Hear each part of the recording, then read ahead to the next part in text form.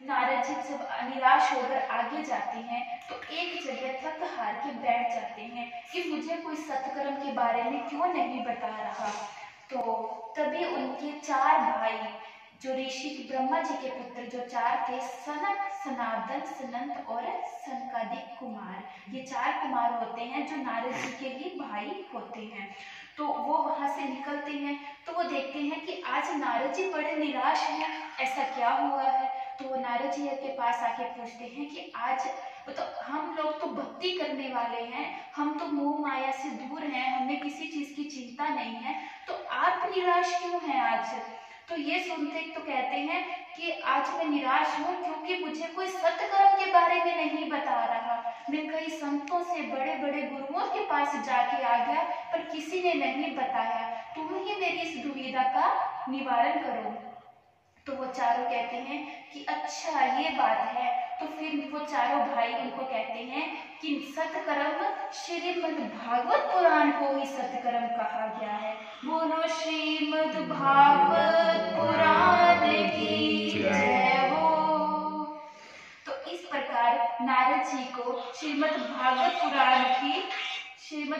पुराण का ज्ञान होता है। तो फिर नारद जी उनको कहते हैं कि मुझे तो श्रीमद् भागवत का ज्ञान नहीं है उतना उस कथा के बारे में, तो कृपया आप ही मुझ पे कृपा करें और मुझे श्रीमद् भागवत पुराण का रसवादन करवाएं। तो तब वो चारों भाई नारद जी को हरिद्वार में या गंगा जी के तट पे ले जाकर उनको कथा का रसवादन करवाते हैं। और अब जितने भी ऋषि हुए जिन्होंने भी कथा कही है, अब वो सारे हरिद्वार ही क्यों गए हैं, क्योंकि हरिद्वार ही एक पवित्र जगह मानी गई है। गंगा के तट पे बैठकर अगर कोई कथा सुने तो उसका तो बात ही अलग होती है। तो इसी प्रकार नारद जी वहां पहुंचते हैं और फिर भक्ति के दोनों पुत्रों को सत्यकर्म यानी कि श्रीमद् भागवत पुराण का रसवादन करवाते हैं।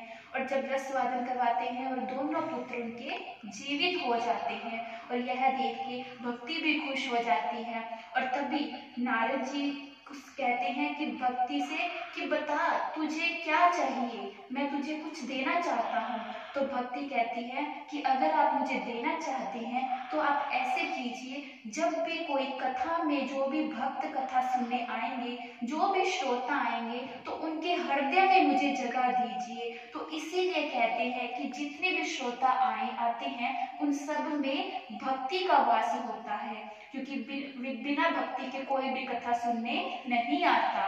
तो इसलिए फिर उसके बाद में नारद जी ने उनको आशीर्वाद दिया कि जब कभी भी कहीं भी कथा का रसवादन करवाया जाएगा तो वहां पे जितने भी श्रोता आएंगे तो सबके हृदय में तुम्हारी जगह है।